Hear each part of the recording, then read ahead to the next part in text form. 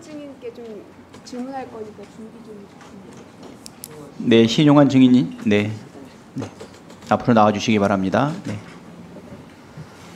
그 전에 정진석 실장님께 몇 가지만 좀 여쭐게요. 그 명태균 씨하고 통화한 적 있으세요? 없습니다. 만난 적 있으십니까? 없습니다. 들어본 적은 있으신가요? 신문에서 많이 보고 있습니다. 신문에서 말고 이 사건 터지기 전에는 들어본 적 없으십니까? 전혀 몰랐습니다. 전혀 모르신다. 그렇습니다. 알겠습니다. PPT 띄워주시죠. 오늘자 대통령의 국정 지지도입니다. 결국은 이런 날이 오고야 말았어요. 19%가 나왔고 17%가 나왔습니다. 비서실장으로서 어떤 답변 주시겠습니까?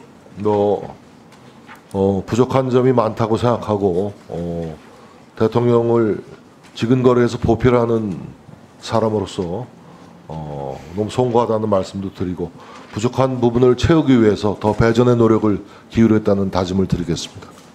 송구하다는 그 마음을 대통령께서는 갖고 계십니까?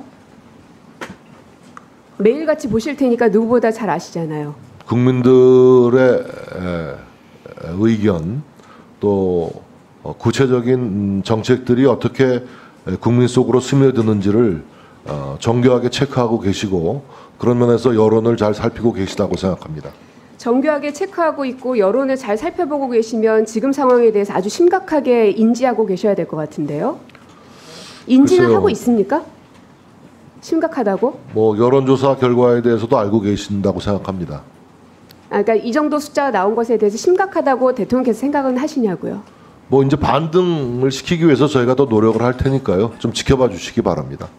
20%대가 꽤나 오랫동안 있었는데도 심각하게 인지하시지는 않았나 보네요. 높은 지지도가 물론 아니겠습니다만 다른 나라의 경우에도 서방 국가를 보더라도 직전에 기시다 총리도 계속 15%, 13% 내외였고 유럽의 정상들도 20%를 넘기는 정상들이 많지 않습니다, 사실. 네. 그러나 높은 지지도가 아니기 때문에 저희들이 심기일전에서 더 노력하겠다는 말씀드리겠습니다. 좀 말을 들으십시오. 들어주세요. 제 질문을. 부디 대통령께서는 방금 실장님이 말씀하신 그 정도의 인식은 아니시기를 바랍니다. 국민들이 이런 여론조사의 숫자를 보내고 있는 것은 꽤나 오래됐거든요. 근데도 이 빨간불을 대통령께서 아직도 모르신다고 생각하고 싶지 않아요. 저는 실장님께서 잘못 답변하신 거로 믿겠습니다. 그리고 갑자기 정치인이 돼서 좀 미숙한 부분들이 있으시다. 이런 말씀도 아까부터 계속 하셨고 또 공관위에서 나한테 이거 들고 왔길래 라고 대통령께서는 답변하셨는데 그러니까 녹취록에서 말씀하셨는데 대통령실은 보고를 받은 적이 없다라고 대응을 하셨어요. 저는 이거 보면서 무슨 생각 들었냐면 야 대통령님 너무 안 되셨다. 어찌 대통령 앞에서 내가 방패막이가 되어야지 하는 참모가 이렇게 하나도 없습니까? 다들 대통령을 방패막이로 만들고 다 그 뒤에 숨어 계신 것 같아요. 그렇게 생각 안 하십니까? 대통령의 말을 이렇게 바보로 만들어요? 글쎄요, 잘 무슨 뜻인지 모르겠습니다. 대통령은 공관위에서 들고 왔다고 했는데 대통령실에서는 공천 관련 보고받은 바 없다고 답변을 주셨잖아요. 상반된 답변 아니에요? 저는 그렇게 알고 있습니다. 제가 아는 대로 답변을 드리는 겁니다. 뭐가 맞는 겁니까? 대통령 말이 맞는 겁니까? 대통령실 말이 맞는 겁니까? 저희가 뭘 따라가야 돼요? 공천관리 책임을 졌던 윤상현 의원이 그렇게 밝히고 있지 않습니까? 대통령에게 보고드린 바 없고 지시를 받은 바도 없다. 그러면 저희는 이제부터 대통령의 말은 거짓말이고 대통령실의 말을 참으로 알아듣고 하겠습니다. 그럼 되는 거죠? 그건 의원님의 선택에 달린 문제겠죠. 이래서 대통령님이 안 됐다는 겁니다.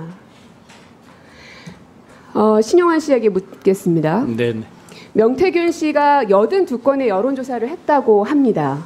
그런데 그 가운데서 신용환 증인께서 직접 여론조사 보고서를 확인한 게 있다고 들었는데 그게 어떤 거죠? 네, 있습니다. 저는 명태균 씨나 그 분들을 알지는 못하고요. 몇 년 동안 잊어먹고 지났습니다. 저는 떠났고 그에 대해서 달리 생각을 하지 않았었는데 최근 들어서 뉴스에 이제 한 두어 달 전부터 계속 거론되고 이러면서 혹시 뭐가 있었나 하고 보는 과정에서 물론 여론조사에 대한 자료는 뭐 밝힐 수는 없지만 더 있습니다만 하여튼 그 명태균 씨라고 하는 그 회사 거기에서 제가 파일을 보다가 미래한국이라고 적혀 있는 파일을 보게 됐습니다. 그래서 제가 뉴스에서 많이 나오는 이름인데 하고 이렇게 보면서 그게 3월 8일자로 돼 있었고 9차라고 되어 있었습니다. 그러면 그 여론조사를 혼자 보시지는 않았을 것 같고 기억이 네. 네, 보고를 받는 과정들이 좀 있었나요?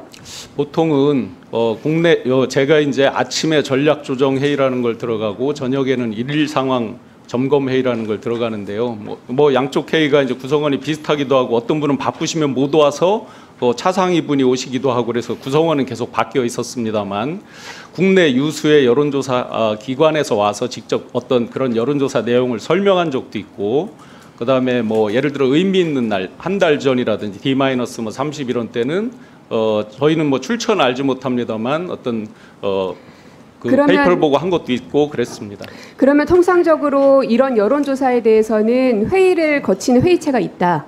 아니요, 그 여론조사 회의체는 저는 모릅니다. 그건 모르고 보통은 아침에 07시에 선대 본부장님들 회의를 하고 그 다음에 저희가 이제 실무 각 파트의 실무 책임자분들이 모여서 전략 조정 회의를 하는데 네. 그때 예를 들어서 어디가 급격하게 이렇게 빠진다. 그러니까 예를 들어서 A라는 지역을 가기로 했던 것을 B 지역으로 그럼 바꾸자 하면 이제 일정 담당분이 또 바빠지시고 저희 네, 그러면 전략조정회의에서 여론조사가 됐든 혹은 동향이 됐든 언론 기사가 됐든 이런 것들을 종합적으로 보면서 판단하신다는 뭐 거죠? 그런 말씀이나 또는 뭐 그 전략조정회의는 누가 참석합니까?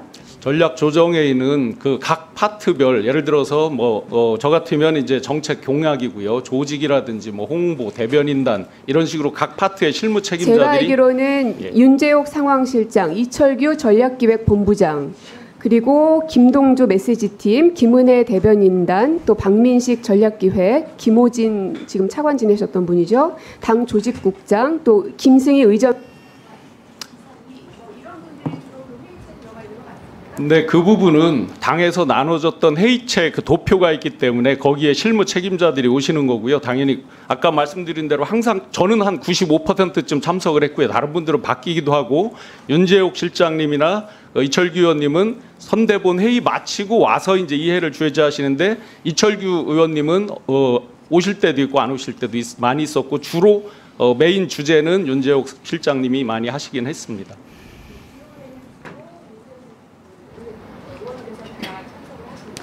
예. 알겠습니다. 이따가 추가 질문하겠습니다. 예, 수고하셨습니다. 네. 다음 질의에 들어가기